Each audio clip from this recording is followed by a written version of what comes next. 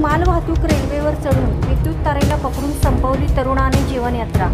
Miraj railway स्थानक येथील platform क्रमांक 4 वर थांबलेल्या मालवाहतूक करणारी रेल्वेच्या वर चढून विद्युत वाहिनीला स्पर्श करून आपली जीवनयात्रा संपवल्याची घटना घडली आहे। या घटनेची माहिती मिळताच मिरज लोहमार्ग ठाणे पोलीस निरीक्षक संभाजी काळे तसेच त्यांचा पोलीस फौजफाटा घेऊन घटनास्थळी दाखल झाले।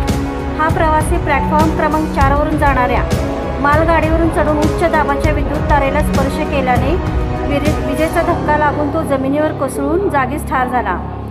प्रवाशाचे संपूर्ण शरीर जळून खाक झाले असून हा प्रवासी मिरज कोल्हापूर पॅसेंजर गाडीतून उतरला असल्याची प्राथमिक माहिती मिळाली आहे। अंदाजे 40 वर्षाचा हा युवक असून चेहऱ्यावर दाढी आहे। याची अद्याप ओळख पटली नसल्याने मिरज लोहमार्ग पोलिसांनी या व्यक्तीची ओळख पटवण्यासाठी संपर्क साधण्याचे आवाहन केले आहे। अधिक तपास मिरज लोहमार्ग पोलीस करीत आहे।